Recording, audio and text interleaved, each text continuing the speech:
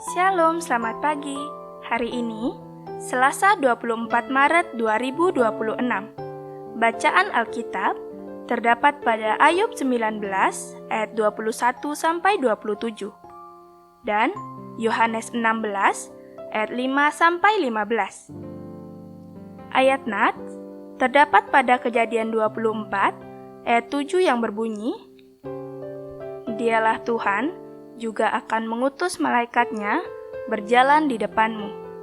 Dan yang kedua, terdapat pada Lukas 22 ayat 42 sampai 43 yang berbunyi, Yesus berkata, "Ya Bapakku, jikalau engkau mau, ambillah cawan ini daripadaku.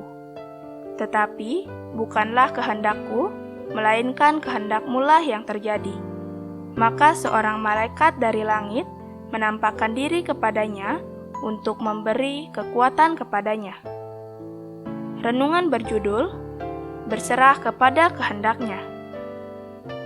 Di dalam menjalani kehidupan ini, kita seringkali diperhadapkan dengan situasi dan pengambilan keputusan yang tidak mudah. Terkadang, dari keputusan yang kita buat dengan tergesa-gesa, mendatangkan penyesalan di kemudian hari. Oleh karena itu, sebagai orang percaya, di dalam setiap keputusan yang kita perbuat, perlu rasanya untuk menimbangnya melalui iman, penyerahan diri, dan ketaatan. Sehingga, keputusan yang kita ambil benar-benar mendatangkan sukacita dan bukan penyesalan di kemudian hari. Namun, ketika rencana kehidupan yang telah kita putuskan tidak berjalan sesuai dengan harapan kita, masihkah kita tetap percaya dan taat pada rencana Tuhan? Sebagai orang percaya, sudah sepatutnya bagi kita untuk tetap percaya dan taat pada rencana Tuhan, meskipun terkadang keputusan yang kita ambil tidak sesuai dengan harapan kita. Hal ini dapat kita lihat dari Kejadian 24 ayat 7, di mana Abraham meyakini bahwa Tuhan akan menyertai setiap perjalanan yang dilakukan oleh salah satu orang yang diutusnya untuk mencari istri bagi Ishak kala itu.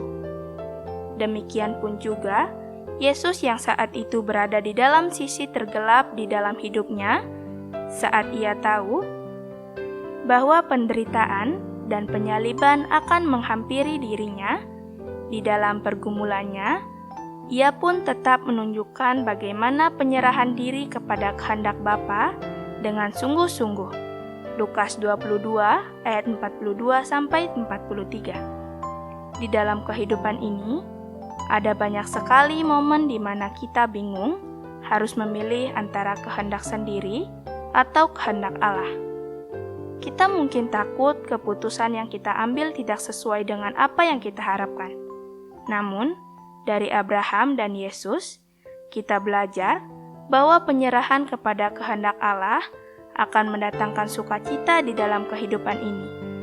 Oleh sebab itu, marilah kita hidup seperti Abraham, yang percaya akan penyertaan Tuhan, dan seperti Yesus, yang taat kepada rencana Allah sampai akhir hidup kita.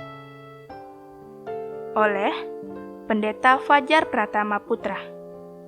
Doanya, kami bersyukur ya Tuhan, untuk penyertaan-Mu di dalam kehidupan ini. Ajarlah kami untuk tetap percaya dan taat di dalam setiap kehendak Tuhan di dalam kehidupan ini.